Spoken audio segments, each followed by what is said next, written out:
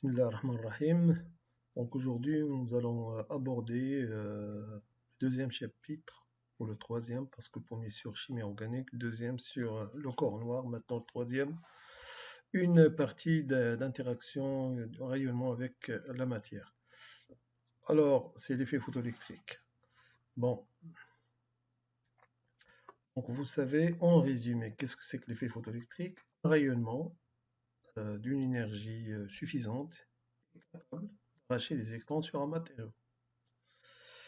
Si son énergie n'est pas suffisante, c'est-à-dire il peut pas faire, ça veut dire il va y avoir réflexion ou diffusion de la lumière sur la surface du matériau. Mais si cette énergie est suffisante, on peut assister à un arrachement des électrons. Donc nous allons étudier ce phénomène. Alors l'effet photoélectrique, le spectre de rayonnement du corps noir, est le point de départ historique de la théorie de Quantum.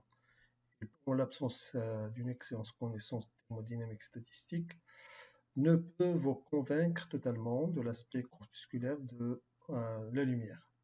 L'analyse de l'effet photoélectrique en constitue une preuve beaucoup plus directe.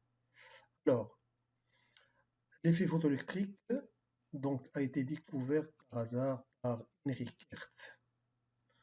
Donc, en ce moment, ça veut dire lui n'a pas accordé beaucoup d'intérêt à ce phénomène-là. Mais Albach, normalement en 1888, il a réalisé une expérience sur l'électroscope. Il charge un électroscope, voilà, ça c'est l'électroscope, c'est-à-dire on peut le charger avec des charges négatives, avec un bâton d'ébonite ou quelque chose comme ça, de plastique. Ça veut dire si l'électroscope est chargé négativement, les deux feuilles d'or, ou bien les deux aiguilles chargées de même nature se repoussent. Ça veut dire les deux feuilles se repoussent, voilà, sont poussées. Comme on peut le voir, si l'électroscope est déchargé, ça veut dire les deux feuilles vont s'approcher l'une de l'autre. Mais s'ils sont chargés positivement ou négativement, ils vont se repousser. Et nous, c'est-à-dire nous allons le charger négativement avec des électrons. Alors, Albach a réalisé l'expérience électroscope, il charge l'électroscope négativement, et les feuilles d'or. Donc, chacune porteuse de charge négative vont s'écarter l'une de l'autre, avec un angle θ. Si, par hasard, par accident, on a éclairé la plaque supérieure avec une lumière ultraviolette. Donc, qu'est-ce qu'on remarque? On remarque que l'électroscope se décharge et le feuille se rapproche. Donc, Albach en a déduit alors que les charges négatives ont été arrachées par la lumière ultraviolette. Donc, c'est la première fois qu'on a découvert ce phénomène-là. Alors voilà, maintenant on n'utilise pas les feuilles, on utilise les aiguilles. Ça c'est une tige fixe, ça c'est une tige mobile. Alors quand on le charge avec des charges négatives, c'est-à-dire que la tige fixe reste à sa place, mais la tige mobile va s'écarter de la tige fixe. Mais une fois on va allumer, voilà, ça c'est une lampe UV. Une fois que nous allons allumer la lampe UV, c'est-à-dire il va y avoir des électrons qui vont être arrachés sur la plaque supérieure métallique. Alors, et l'aiguille va s'approcher de la tige fixe. Là, on regarde, ça veut dire la lumière UV, c'est de longueur d'onde 254. Alors, Einstein en 1905 publie un article portant sur l'analyse de l'effet photoélectrique qui lui a valu le prix Nobel 1921, dans lequel il montrait qu'une onde électromagnétique lumineuse, une onde lumineuse, de fréquence peut être considérée comme un flux de photons. Donc, photon désigne un quantum. Donc là, vous voyez, ça c'est de la lumière. Et là, ce sont des photons qui constituent la lumière, c'est-à-dire la lumière est considérée d'une manière, ça veut dire du côté corpusculaire, ce sont des photons. Chaque photon a une énergie h nu. C'est la constante de Planck. Donc là, c'est l'expérience de l'effet photoélectrique. Voilà, vous avez une cellule, à l'intérieur il y a le vide, il y a l'anode, la cathode, qui va recevoir normalement la lumière. en question, c'est-à-dire qu'il y a des électrons qui vont être arrachés pour aller de la cathode vers l'anode et on a un microampèremètre qui va détecter ce courant-là. On peut changer la différence potentielle entre les deux électrodes grâce à un générateur et puis un rhéostat. Alors, la cathode, portée au potentiel Vc, reçoit un rayonnement excitateur de fréquence nue de puissance P. L'anode portée au potentiel Va recueille les électrons émis par la cathode. L'expérience consiste à mesurer l'intensité de courant qui traverse la cellule photoélectrique en fonction de trois paramètres. Donc, on va faire ces études. Donc, en fonction de la puissance, le courant qui passe à travers la cellule en fonction de la puissance, en fonction de la fréquence, et puis ça veut dire en agissant sur la différence potentielle entre les deux électrodes VA moins VC. Donc voilà, ça c'est la cathode qui reçoit la lumière, c'est pas obligatoirement UV, c'est pas forcément UV. Ça c'est le métal, ça c'est l'anode qui collecte les électrons, et à l'intérieur de la cellule il y a le vide. Il faut avoir là, c'est une polarisation, ça veut dire que l'anode est portée au potentiel plus et la cathode est portée pour installer un champ électrique accélérateur des électrons, c'est-à-dire l'électron arraché, même s'il n'a pas suffisamment d'énergie, le champ électrique installé entre l'anode et la cathode va les accélérer. Alors, première expérience, ça veut dire on va étudier le courant électrique entre les deux électrodes en fonction de la puissance. Alors, on a une cathode de zinc, c'est le rayonnement fréquence nue. On mesure le courant électrique qui traverse la cellule. Donc, en fonction de la différence potentielle V-Vc, ça veut dire le potentiel, on peut lui donner, ça veut dire la valeur positive, et on peut l'inverser pour lui donner une valeur négative. Alors, V-Vc, si vous lui donnez une valeur négative, c'est-à-dire que le champ sera dirigé au contraire de la cathode vers l'anode, c'est-à-dire il va freiner un petit peu les électrons. Alors, si on continue d'augmenter cette valeur en valeur absolue, on arrive à un stade, c'est-à-dire une potentielle V-Vc négatif, est égal à V0, c'est la contre-tension. À partir de ce potentiel, aucun électron ne peut atteindre l'anode, ce qu'on appelle la contre-tension. Alors, en fonction du potentiel, si vous augmentez la puissance du rayonnement, ça veut dire quoi augmenter la puissance du rayonnement? Ça veut dire le nombre de photons par mètre carré par seconde qui arrive sur la cathode. Si on augmente cette puissance-là, c'est la même énergie, mais en augmentant le nombre de photons qui arrivent sur la cellule. Alors, ça veut dire le courant de saturation, c'est ça le courant de saturation, qui va augmenter. Par contre, V0 reste la même, quelle que soit la puissance. Puissance 3 plus grande que puissance 2 plus grande que puissance 1. Alors, si V1-Vc est suffisamment élevé, le courant va atteindre une valeur IS, courant de saturation. Pour Va-Vc négatif inférieur à une valeur V0, aucun courant ne passe. V0, c'est la contre-tension. Donc, V0 en valeur absolue appelée contre-tension maximale, indépendant de la puissance du rayonnement incident. Il existe entre V0 et le domaine de saturation une région intermédiaire où il croît progressivement avec V. Ça, c'est pas intéressant pour nous. Alors, voilà le schéma de l'effet photoélectrique. Mais la condition, c'est-à-dire ces électrons ont une énergie de liaison, ces photons ont une énergie, H nu, il faut absolument avoir une énergie de photon supérieure ou égale à l'énergie de liaison de l'électron sur le matériau. Si cette énergie est plus grande que l'énergie de liaison, le reste, ça veut dire la différence, le résidu de l'énergie sera cédé à l'électron sous forme d'énergie cinétique. Voilà, ils seront éjectés du matériau. Alors, deuxième expérience. Maintenant, regardons, donc, sans modifier la nature de la cathode, c'est-à-dire on va garder la même cathode.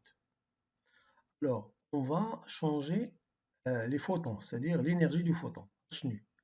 C'est-à-dire on va prendre trois photons différents, énergies différentes. sont capables d'arracher des électrons. Alors, on obtient le courant, ça veut dire voilà les tracés. Donc, je vais expliquer ces tracés. Ça, c'est premier, ça veut dire ça, c'est pour mon premier photon. C'est-à-dire voilà, la contention, c'est V01. Le courant de saturation, c'est ça. Ça, c'est le courant de saturation. Alors, si vous changez les photons avec lesquels vous attaquez la cathode avec des photons plus énergétiques, voilà, on va avoir une autre courbe. Et la contention est plus grande en valeur absolue par rapport à V01. Donc V02 plus grande que V01. Parce que l'énergie H nu 2 plus grande que l'énergie H nu 1. Voilà. Nu 3 plus grand que nu 2, plus grand que nu 1. Alors pour troisième photon, l'énergie H nu 3 plus grand que H nu 2, plus grand que H nu 1. Contention V03 plus grand que V02. Donc voilà.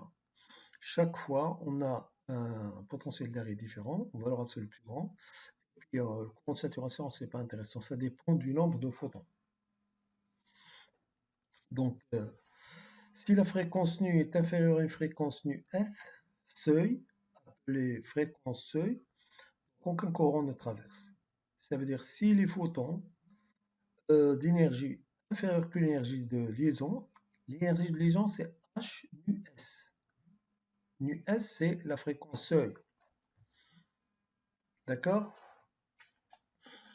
Alors maintenant, si la fréquence nu supérieure que nu S, le courant donc passe et la contention maximale varie linéairement avec la fréquence nu. Donc voilà, si la fréquence augmente, ça veut dire que la contention augmente aussi. Donc là, vous avez regardé H nu 1 moins l'énergie de liaison E0 est égale à EC1, c'est l'énergie cinétique de l'électron arraché. Ou bien c'est E fois V01. V, c'est la contention. E, c'est la charge de l'électron. Donc l'énergie cinétique de l'électron arraché est égale à E fois V01. Même chose pour deuxième photon, H nu 2 moins E0. E0 est constante, hein, est égal à C2, ou est égal aussi à E V02. H nu 3 moins E0 est égal à EC3 est égal à E V03. Bon, troisième expérience maintenant. On va changer la nature de la cathode. On va remplacer le zinc par le sodium, puis le nickel. C'est-à-dire, on a trois cathodes différentes, mais même rayonnement, de fréquence nu.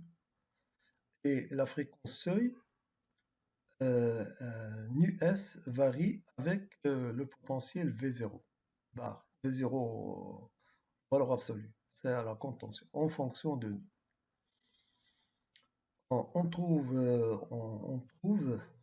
Se trouve être indépendant de la nature de métal. Donc, regardons. La fréquence seuil pour le sodium est plus petite que la fréquence seuil pour le zinc. Ça veut dire l'énergie de liaison de l'électron sur le sodium est plus petite que l'énergie de liaison de l'électron sur le zinc.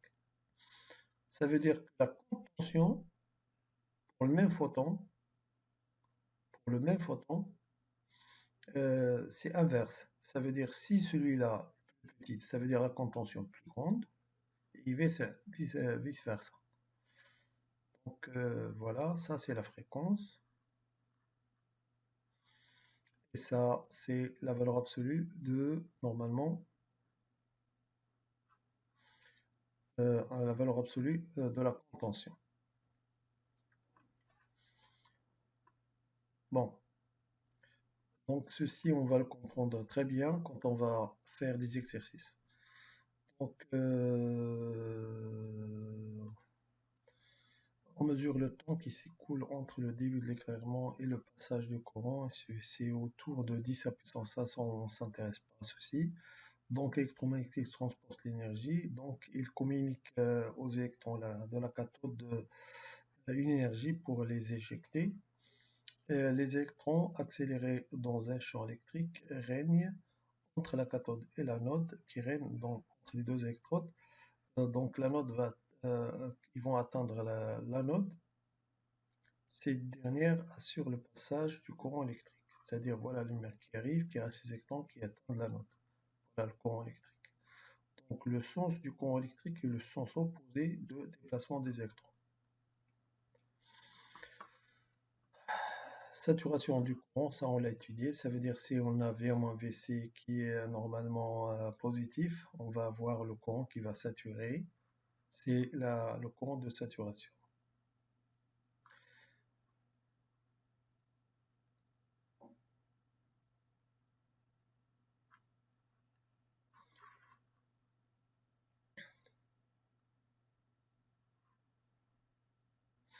Alors, il est par contre impossible d'expliquer la fréquence seuil et la contention maximale V0 par la loi classique électromagnétique. On ne peut l'expliquer qu'avec, normalement, la loi quantique de l'effet photoélectrique. Ça veut dire que si vous prenez une lumière d'énergie inférieure que l'énergie seuil pour arracher l'électron, même si la puissance est très importante, on ne peut pas arracher l'électron. Quand si vous travaillez avec des puissances très petites, dans ce cas-là, si l'énergie est supérieure que l'énergie seuil, on peut arracher des électrons. Alors, bon, ça je l'ai dit. Pour extraire un électron d'un métal, il faut fournir une énergie suffisante, WS, énergie seuil. L'énergie de l'onde électromagnétique donc communique aux électrons sous forme de quanta, photons. Séparé de valeur, ça veut dire la valeur de h nu. Alors, résumé, c'est h nu plus petite que WS, c'est-à-dire l'énergie seuil, c'est-à-dire il n'y a pas d'effet photoélectrique, il n'y a aucun électron qui va être arraché. Si cette énergie du photon est égale à l'énergie de liaison, c'est-à-dire on va arracher l'électron sans lui donner d'énergie cinétique, on va l'extraire seulement. Alors maintenant, ça c'est ce qu'on peut voir en général. Si h nu est plus grande que l'énergie seuil, le photon va extraire, le résidu, ça veut dire le reste de l'énergie, va être communiqué à l'électron sous forme d'énergie cinétique, 1 demi V carré. Donc en général, voilà la formule qu'il faut retenir. H nu est égal à WS, énergie de liaison, plus 1 demi V carré, énergie cinétique de l'électron arraché. Regardons par exemple là un exemple qui illustre un peu ce résumé-là.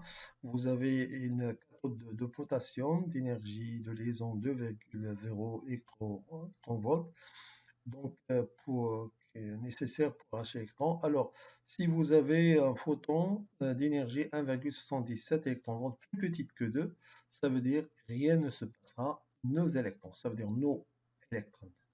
C'est-à-dire aucun électron ne sera arraché. Maintenant, si vous avez 2,25, un petit peu plus grande que l'énergie de liaison, alors on va arracher l'électron. Maintenant, vous allez travailler avec 3,1 électronvolts.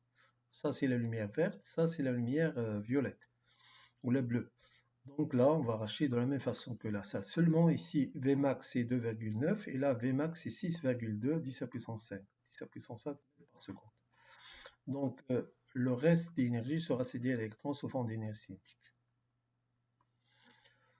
Bon, cette écriture-là, ça veut dire, voilà, H nu S, c'est WS. Donc, l'inertie cinétique 1 demi V carré est égale à la charge de l'électron multipliée par V0, la contention. Donc, le potentiel d'arrêt ou bien la contention est égale à H sur E fois nu moins H sur E fois nu S. Alors, je donne quelques tableaux maintenant, regardons. Les métaux se différencient par leurs énergies de sortie. Alors, l'énergie de liaison des électrons dans ces métaux-là. Donc, pour le sodium, c'est 2,1. Donc, potassium, sodium, zinc, le fer, le nickel. Donc là, vous avez des énergies. C'est un autre tableau, une autre référence. Voilà la référence. Seulement, de temps en temps, pourquoi j'ai apporté ces deux tableaux en même temps? Puisqu'ils parlent de la même, à peu près de la même chose. Parce que, regardons, pour le fer, là, c'est 4,8. Là, c'est 1,8. Là, il y a un problème. Donc là, il faut se méfier parfois des données sur Internet. Il faut bien regarder plusieurs références et s'assurer qu'il s'agit de la bonne valeur. Regardez là 2,5, 2,5, 2,4, 2,4, 2,1, 2,1. Là c'est 1,8, là c'est 4,8. Donc il faut faire attention. Ce sont des énergies. Si on fait, par exemple, on prépare un exercice, on peut regarder des données sur Internet concernant l'énergie de lumière. Alors, phénomène d'ionisation. Alors, l'effet photoélectrique sur un atome, c'est pas la même chose que l'effet photoélectrique sur un métal. Euh, Dans l'expérience d'effet photoélectrique, les électrons sont arrachés à l'assemblée d'atomes qui forment un corps solide. Dans l'expérience de photoionisation, l'onde électromagnétique est dirigée sur une vapeur d'atomes isolée. Et les électrons sont arrachés à chacun des atomes séparément. L'énergie minimale nécessaire pour y parvenir est appelée l'énergie d'ionisation. Elle joue un rôle strictement équivalent à celui de l'énergie sortie de l'effet photoélectrique. Donc regardez, normalement, donc l'ionisation, ça veut dire pour l'atome, et sortie pour le métal. Donc là, c'est le sortie pour le métal. Quand il s'agit de césium, pour le métal, c'est 2,1, mais sur un atome, c'est 3,89.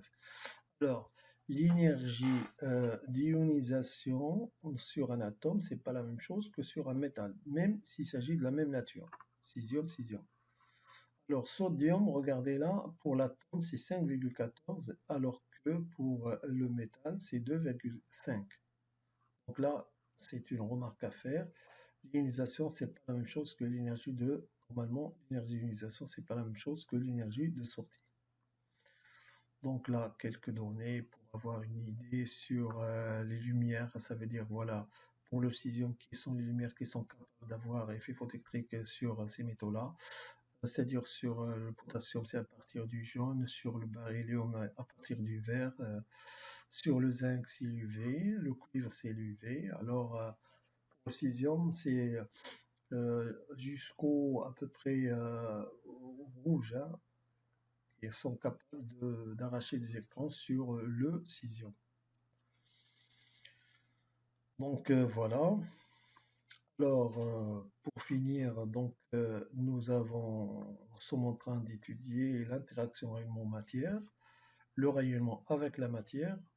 La première phase de cette étude-là, c'est l'effet photoélectrique. Après, nous allons voir l'effet Compton et le reste des interactions. Toutes ces interactions sont possibles, donc l'effet photoélectrique, l'effet Compton, création de paires, diffusion Thomson, photoionisation, ça veut dire désintégration, etc.